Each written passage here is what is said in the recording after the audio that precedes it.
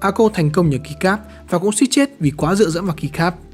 Nhưng mình đã nói, với một form chung không có gì quá khác biệt và phải nói là hết sức đơn giản. Lý do lớn nhất để anh em xuống tiền mua Ako là vì nó đẹp. Ako cực kỳ khôn ngoan khi họ đánh trúng tâm lý yêu bằng mắt của người chưa trải nghiệm nhiều các dòng phím cơ. Công thức của họ rất đơn giản mà trên thực tế được các pháp sư Trung Hoa áp dụng trên mọi ngành nghề nhờ lợi thế về mặt chi phí sản xuất. Họ làm ra những bộ keycap PPT, Profile AHA hay Cherry đủ màu sắc bằng cách copy lại style, phối màu của các set keycap được yêu thích và bán chạy trên thế giới. Ví dụ những cái dòng set keycap GM cao huyền thoại như Red Samurai, Laser mà Ako gọi là Neon và Carbon vân, rất nhiều loại nữa. Sau đó họ bán lại mức giá rẻ một nửa hoặc đi kèm luôn cho các dòng bàn phím của họ. Thậm chí có tặng thêm một cơ số nút khuyến mại đi kèm. Vậy lại thành ra người dùng mua bàn phím lại có sẵn luôn set keycap với phối màu yêu thích ở mức giá có khi thậm chí còn không bằng bộ keycap GMK vào thời điểm nó khan hiếm. Lúc này thì thị trường keycap và phím cơ có thể gọi là ngách hơn bây giờ, nên nhiều người dùng mua về thậm chí còn không nhận thức được mình đang sử dụng hàng clone. Đó chính là cách mà Ako bán được rất nhiều phím và keycap vào thời điểm đó. Nhưng chính cái tư duy làm đẹp bên ngoài đã khiến họ ngủ quên chiến thắng về mặt nội thất ở bên trong của sản phẩm.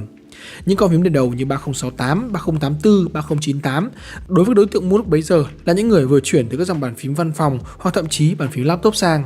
Lần đầu sử dụng phím cơ, khỏi phải nói, họ quá hài lòng với sự nâng cấp rõ ràng về mặt trải nghiệm mà các sản phẩm này mang lại khi so sánh.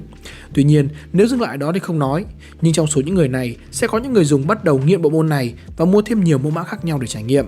Thì lúc đó họ mới nhận ra rằng những sản phẩm này của Ako lộ ra những nhược điểm không hề tốt. Đầu tiên là phần case nhựa, rỗng tuếch, ọp ẹp, gõ mạnh tay một chút là nghe rõ tiếng vang. Tiếp theo là cấu trúc tray mount cứng ngắc, mạch hàn chết và plate, gõ xuống cảm giác dội ngược lực vào đầu ngón tay, dùng lâu rất mỏi. Hay phần start thì lọc sọc, lách cách, nhiều sản phẩm phải mót lại thì mới dùng được. Trong khi đó thì Ako đang mải mê ra mắt màu mới, in hình Son Goku, Luffy lên bàn phím thì thị trường bắt đầu thay đổi.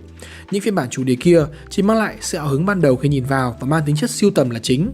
Còn người dùng rất nhanh chán, đã đến lúc họ không cần phím đẹp nữa, họ cần phím phải ngon. Họ bắt đầu biết đến thuật ngữ gasket mount, biết đến foam tiêu âm, biết đến flex cut và rất nhiều những thuật ngữ liên quan đến bàn phím cơ custom khác. Và đó là khi người dùng nhận ra rằng tại sao bàn phím cơ Ako 2 triệu của mình gõ nghe nó cứ bị chói tai, trong khi thằng bạn mình mua con phím tàu no name khoảng hơn triệu mà tiếng nó thóc nghe đúng chuẩn như mấy anh YouTuber ở bên Tây làm.